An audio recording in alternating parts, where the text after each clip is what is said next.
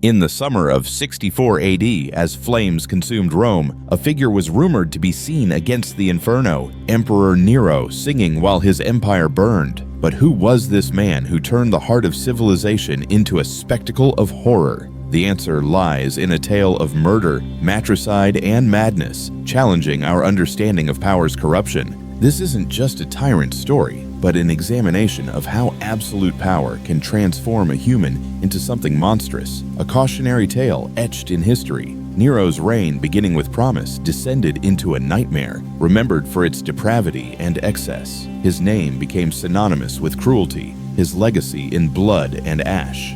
Born into a world where family bonds were meaningless against political ambition, Nero mastered the dark arts of the imperial court, surpassing his predecessors in evil. Lucius Domitius Ahenobarbus, later Nero, was born on December 15, 37 AD, during Emperor Caligula's reign. Destined for greatness within the Julio-Claudian dynasty, the seeds of his depravity were planted in imperial politics' toxic soil. His father, Gnaeus Domitius Ahenobarbus, died when Nero was 3, leaving him to his ambitious mother, Agrippina the Younger. Agrippina was no ordinary Roman matron, sister of Emperor Caligula, daughter of General Germanicus. Her hunger for power knew no bounds. Exiled for alleged adultery and conspiracy, she returned to Rome when Claudius became emperor in 41 AD. Her beauty rivaled her ruthlessness, possessing the cunning of a politician and the flexibility of an assassin. Young Nero watched his mother manipulate the court, seduce Emperor Claudius, and become his wife in 49 AD. He saw her eliminate rivals and consolidate power. In this world, violence was normal, murder a tool of statecraft. The boy, who should have learned virtue, received a masterclass in assassination and betrayal.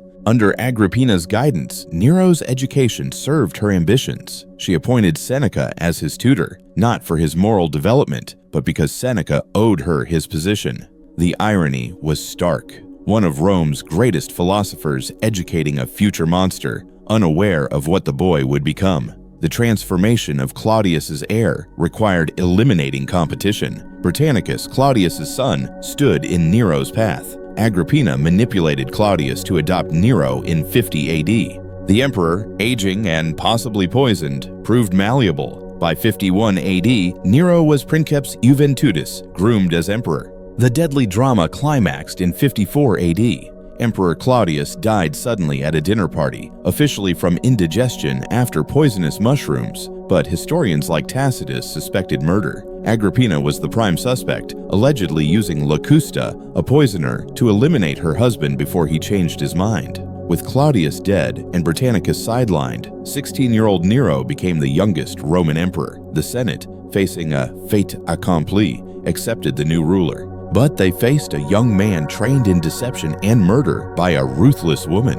Nero's reign began promisingly. Guided by Seneca and Burrus, the young emperor embraced leadership. His speeches to the Senate promised respect and a return to Augustan principles. It seemed Caligula's nightmare wouldn't repeat, but darker currents stirred. Nero's relationship with his mother soured as he resented her control. Agrippina hadn't orchestrated his rise to be a background figure. She expected to rule through him. This miscalculation proved fatal, as she had created a monster she couldn't control. The honeymoon ended within a year when Britannicus, Claudius's son and Nero's only threat, was murdered. 14 years old, Britannicus represented Nero's fears, a rival with a stronger claim who could rally opposition. His existence reminded Nero he was an adoptive heir. The murder in 55 AD marked Nero's transition from puppet to active participant in imperial politics. The assassination was planned with a sophistication belying the perpetrator's youth. At a palace dinner party, Britannicus was served wine, pre-tasted for poison. When he complained it was too hot, cold water was added, laced with Locusta's poison, who also allegedly killed Claudius. Though the poison acted swiftly, Britannicus collapsed, his body convulsing. The other guests watched in horror as the prince died, foaming at the mouth. Nero calmly continued the dinner, dismissing it as an epileptic seizure. But everyone knew they witnessed murder, and a new chapter in Roman history had begun. The killing served multiple purposes: eliminating a rival, Nero's declaration of independence, and a demonstration of his willingness to kill family. The message was clear: no one was safe. The young man, guided by Seneca, chose a path of blood and betrayal. Agrippina, witnessing this, feared for her safety. She created a monster, but made herself vulnerable. Her attempts to influence Nero accelerated their conflict and sealed her fate. The murder of Britannicus also marked Nero's psychological descent. The ease with which he ordered the death, the lack of remorse, and the pleasure he derived from power pointed to a corruption of character. The boy born into privilege discovered the greatest luxury was the ability to kill without consequence. Roman society, accustomed to violence, recoiled from the assassination of a child. Senators hoped for a return to constitutional government, but realized they faced something worse. Nero would kill anyone who stood in his way. The poison that killed Britannicus symbolized the corruption eating away at Nero's soul. Each act of violence would lower the threshold for the next. The emperor, who began with promises, revealed his predatory nature. After Britannicus's death, the court became a place of fear. No one knew who was next, and proximity to power carried fatal risk. The young emperor tasted blood and discovered an appetite that would only grow stronger. Britannicus's death wasn't just political, it was the birth of a serial killer in imperial purple. The boy at the dinner table was just the first, as Nero's reign of terror began. Agrippina had navigated imperial politics her entire life, but she had never faced an opponent quite like her own son.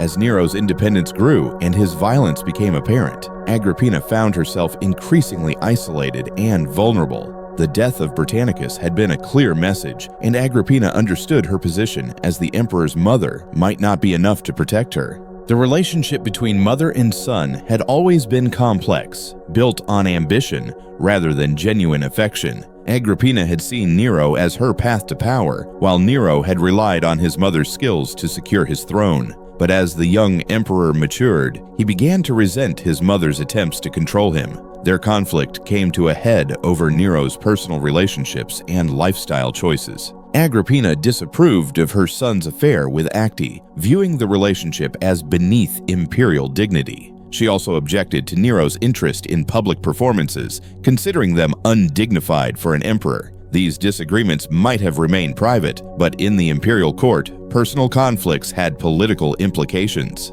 The final rupture occurred when Agrippina began to openly criticize Nero's rule and threatened to support alternative claimants to the throne. In a moment of desperate fury, she reportedly threatened to elevate another member of the imperial family, possibly even Britannicus. This threat, whether real or rhetorical, sealed her fate. Nero could not tolerate someone who had the knowledge, connections, and motivation to orchestrate his downfall. The emperor's decision to murder his mother represented a new level of depravity. Matricide was considered one of the most heinous crimes, a violation of the most fundamental bonds. Nero, contemplating such an act, demonstrated how completely he had abandoned moral constraint. The student of Seneca had become a monster who would stop at nothing. But killing Agrippina would not be as simple as poisoning Britannicus. The emperor's mother was a formidable opponent who had survived decades of court intrigue and assassination attempts. She was surrounded by loyal guards and suspicious of anyone who might wish her harm. A direct approach would be difficult and risky, requiring careful planning and elaborate deception. Nero's solution was theatrical and overcomplicated. Rather than employing a poison or hiring an assassin, he devised a scheme involving a collapsible boat designed to sink his mother during a pleasure cruise. The plan was ingenious and absurd, reflecting Nero's love of spectacle. The emperor invited his mother to join him for a festival celebration at Baiae. The reconciliation appeared genuine, with Nero displaying warmth toward Agrippina. They dined together, reminisced about the past, and seemed to have resolved their differences. But beneath the surface, deadly preparations were being made. The specially constructed boat was a masterpiece of engineering and treachery. Designed to collapse at a predetermined moment, it would create the appearance of a tragic accident while eliminating the emperor's most dangerous opponent. The plan required precise timing, skilled accomplices, and luck.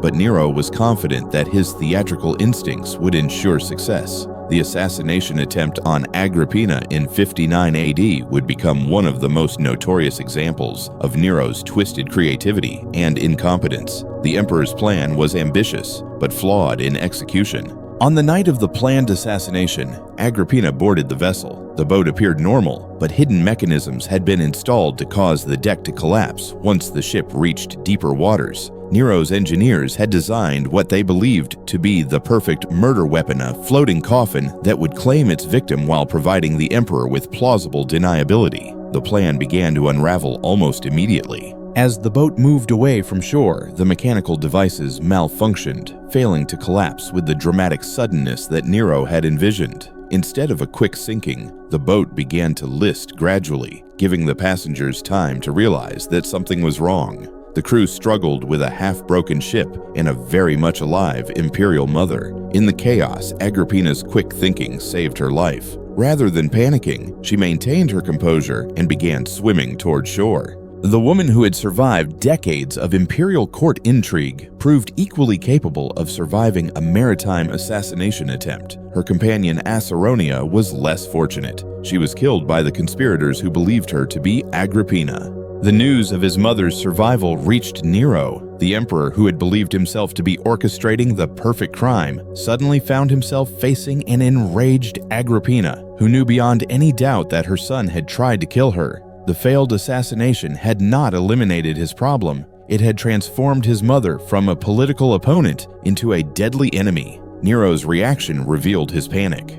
Unable to accept the failure, he immediately began planning a more direct approach. If theatrical murder had failed, he would resort to simple butchery. The emperor abandoned all pretense of subtlety and opted for assassination. The final act unfolded at Agrippina's villa, where she had taken refuge. Nero dispatched Praetorian guards led by Anicetus with orders to complete the task. There would be no more elaborate schemes, just soldiers with swords and a woman who had run out of places to hide. When the assassins arrived, Agrippina knew why they had come. The woman who had orchestrated the deaths of emperors faced her own executioners with courage. According to accounts, she bared her womb to the soldiers and told them to strike there first, since it had carried the monster who now sought her death. Her final words were a mixture of defiance and tragic recognition of what her son had become. The murder of Agrippina was more than just another imperial assassination. It was a matricide that shocked even the violence-hardened Roman public.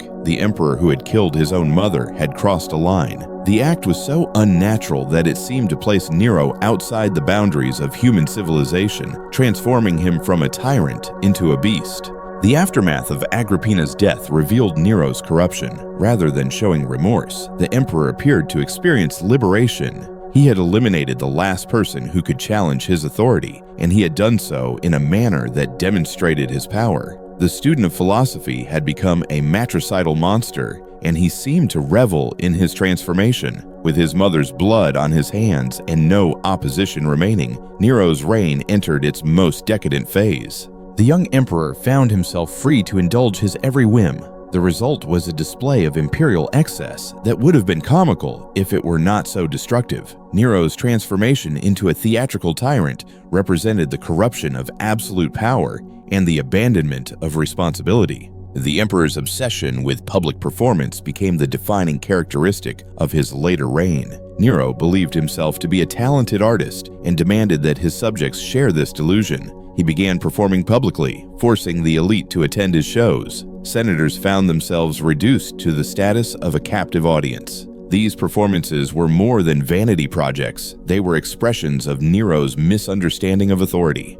Traditional Roman culture valued duty and dignitas. Emperors were expected to be military leaders. By contrast, Nero's priorities were self-serving. He wanted to be admired as an artist rather than respected as a leader. The emperor's personal life became scandalous. His marriage to Octavia had been a political arrangement, but Nero found his wife boring. His affair with Poppaea Sabina became public knowledge. The emperor should have been setting an example of Roman virtue, but was instead flaunting his adultery. The relationship with Poppaea would prove to be another catalyst for violence. Nero's infatuation led him to divorce Octavia and marry Poppaea in 62 AD, but not before orchestrating his first wife's death. The execution of Octavia, who was popular with the Roman people, damaged Nero's reputation, but even marriage to Poppaea could not satisfy Nero's appetites. In 65 AD, during Poppaea's second pregnancy, the emperor allegedly kicked her to death during a fit of rage.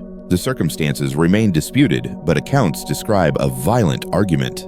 The emperor had murdered her and their unborn child. The death of Poppaea marked another milestone in Nero's descent. The emperor had now added his second wife, an unborn child, to his list of victims. Each murder seemed to make the next easier, and each act further eroded his humanity. The pattern was clear. Anyone who came into contact with Nero risked death.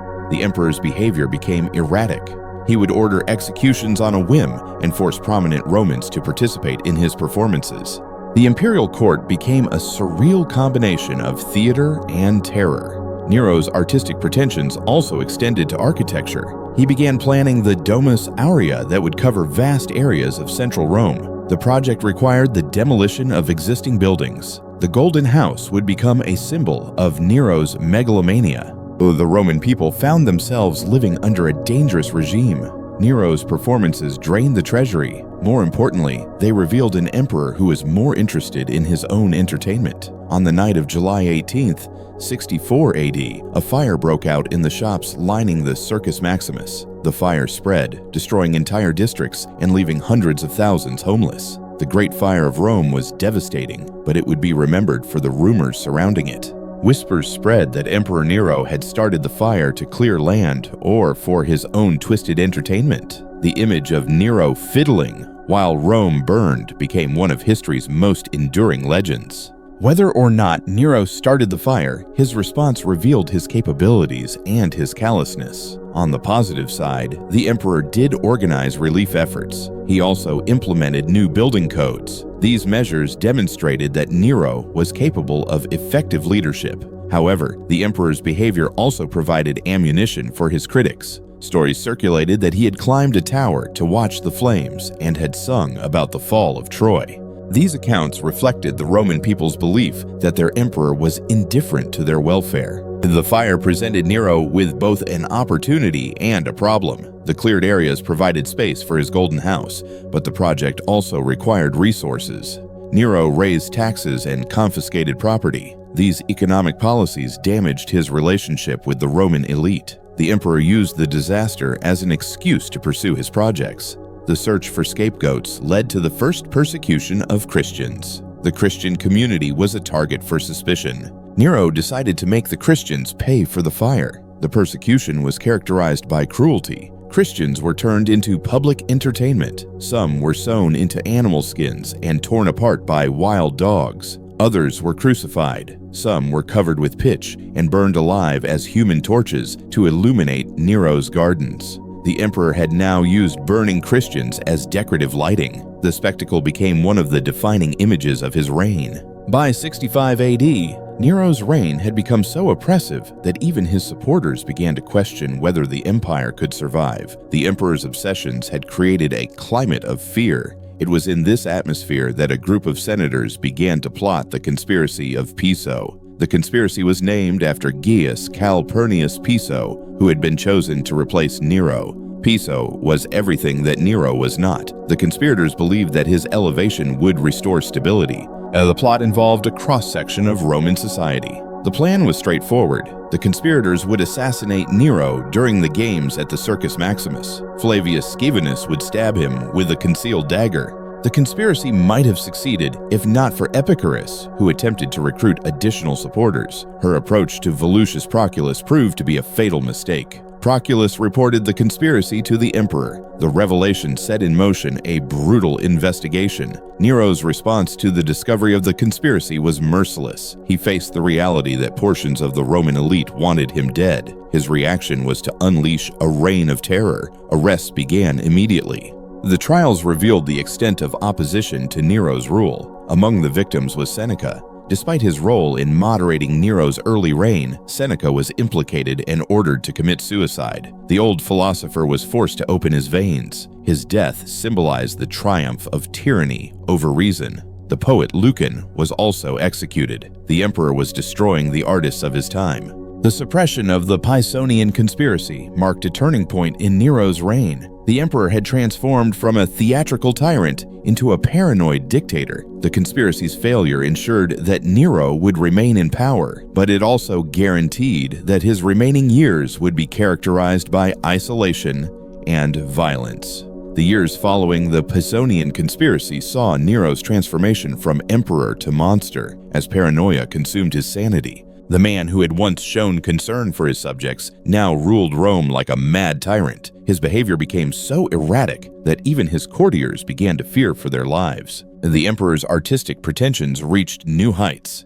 Nero began planning a tour of Greece to compete in artistic competitions. The idea was scandalous to traditional Romans. He spent enormous sums preparing for this tour. The Greek tour became a grotesque parody of artistic competition. Nero entered contests and won every event. The judges, terrified, awarded him victory. Nero returned to Rome believing that he had demonstrated his superiority to the world. While the emperor was indulging his fantasies in Greece, the Roman Empire was facing challenges. But the emperor showed little interest in these matters, preferring to focus on his theatrical projects. The final crisis began in 68 AD with a rebellion led by Vindex. Vindex's revolt represented a public rejection of Nero's authority. The rebellion encouraged other governors to question their loyalty. The emperor's response to Vindex's rebellion was ineffective. Rather than mobilizing the legions, Nero spent time planning punishments for the rebels. When he finally did respond militarily, it was with incompetence.